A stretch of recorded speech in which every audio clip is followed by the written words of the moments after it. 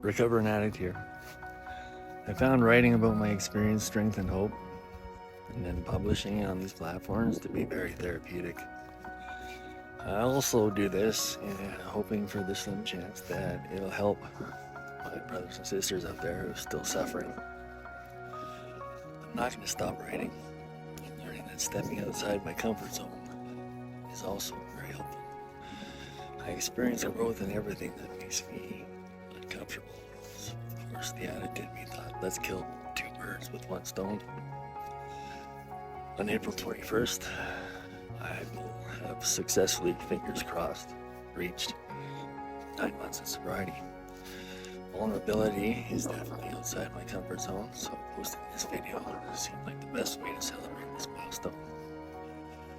I received positive feedback on my last video, so let's give it a try. My first 7 months in recovery was definitely touch and go. I think maybe because I was still hyper-focused on myself. After all, they do say recovery is a selfish program. I just couldn't shake the awful feeling I had on a daily basis, a void. I had a God-sized hole in my heart that desperately needed filling. One of, if not the most important foundation of a successful recovery is, or must be, spiritual. Believing in something bigger than ourselves. Belief in God wasn't the issue.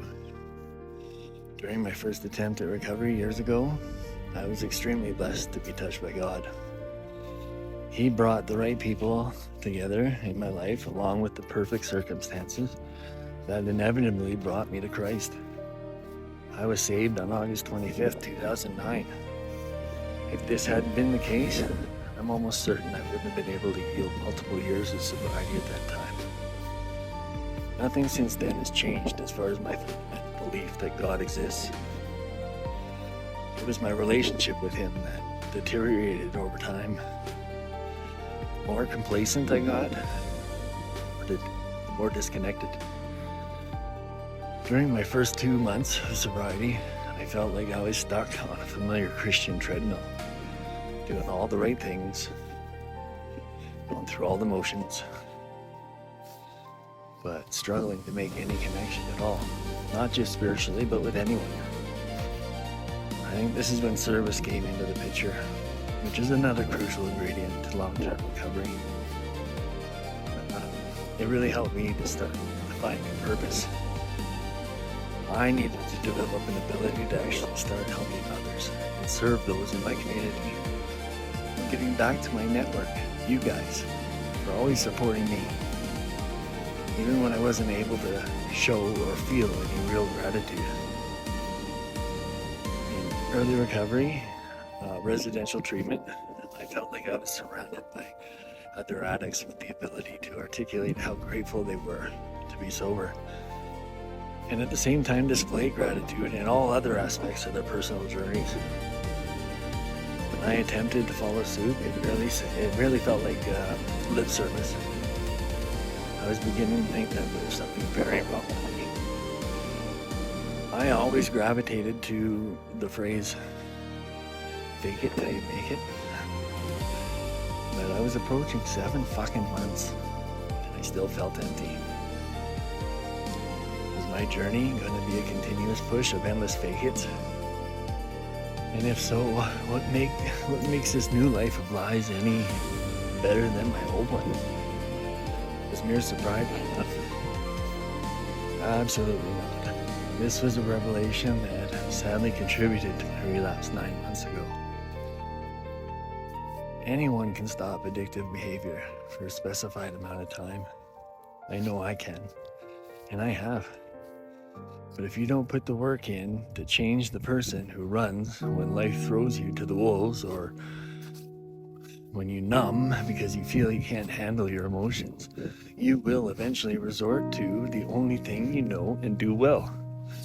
For me, that was drugs and everything that coincides with that lifestyle. Realistically, long before the short burst of drug use and criminal activity that led to my arrest 9 months ago, I relapsed emotionally on Valentine's Day, way back in 2024, when I lost my mom fairly sudden to cancer.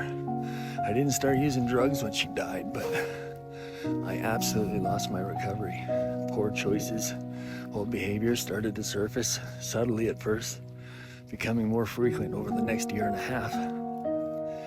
With 100% certainty, I will say abstinence and mere sobriety alone is not the answer. And now, once again, here I was in familiar territory, struggling to maintain an appearance of a desire for life without artificial joy. I mean, I never enjoyed active addiction. I just remember my first couple months of sobriety this time, feeling like anything other than feeling would have been better. By my 4th and 5th months of this charade, I had settled into the role. Routine played a crucial part in keeping me grounded. I was still miserable inside, but of course, I was able to carry around that familiar mask I wore after losing my mom, where everything was just peachy, meanwhile waging war inside my head. I was battling a serious case of the fuckets.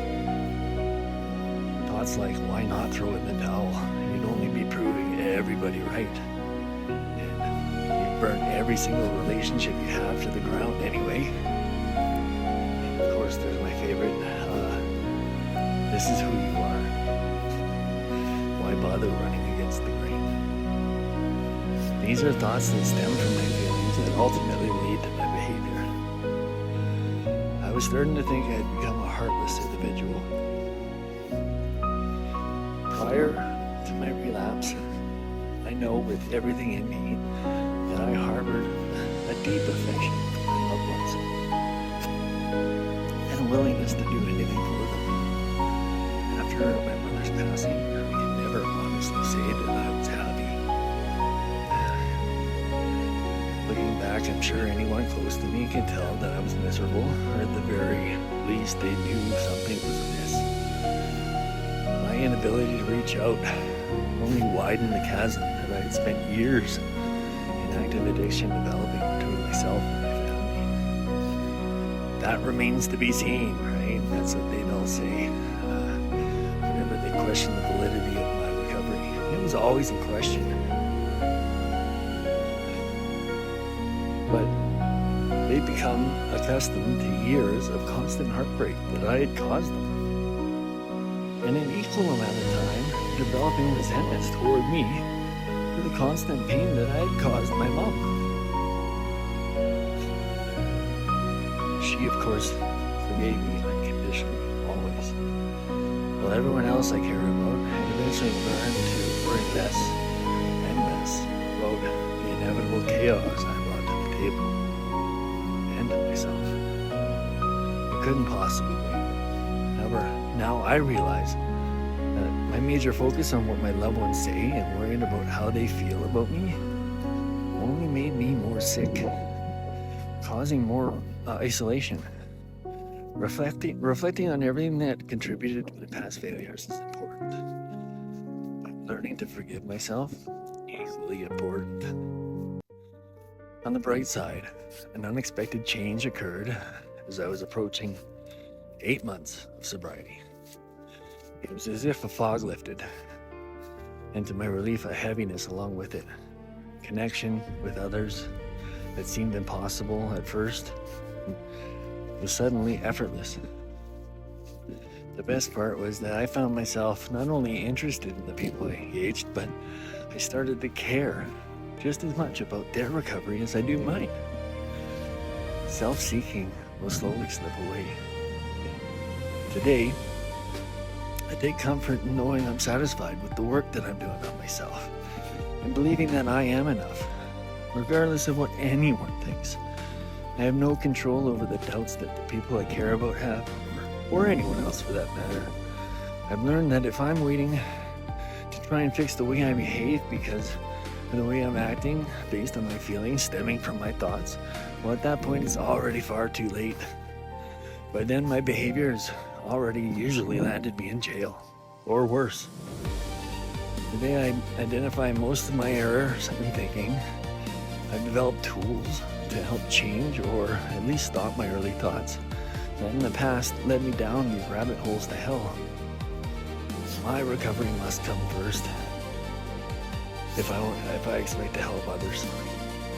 I do plan on reconciling with as much of my family as possible, starting with my children.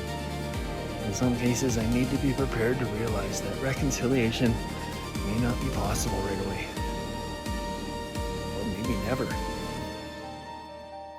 The reality is the wreckage I've caused in my past has hurt people I love. I know their feelings are valid, and the way they view me, also valid. My actions brought us to this point, but that can't be my baggage right now if I expect to make any progress. It's necessary for me to research and become educated with my disease, but that doesn't make it their burden. I'm learning to be patient. I may have to wait for the people I love to become receptive to my willingness to right my wrongs. Forgiveness is another story. Some may never forgive me. As long as I'm willing to authentically own my part with real remorse, well, I think that's when the miracle happens. Identifying myself based on my assumptions of how they view me is my error. I can't allow these early thoughts to develop into toxic feelings. If I start acting certain ways because I'm mind reading or hiding something, I can never be my true authentic self. Rigorous honesty, no matter how painful the truth, is very important. Not just for myself, but for everyone. My truth is I'm a very emotional creature. That's just the way I'm built.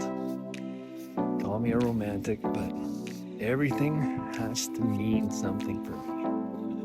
This may also be an error that requires attention, but for now, all I know is that I'm happy. Really happy, without masks. Well, at least masks I don't wear on a daily basis just to survive.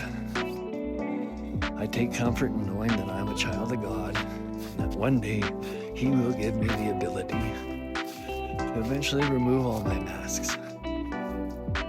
I suppose I gotta be happy with spiritual progress over spiritual perfection.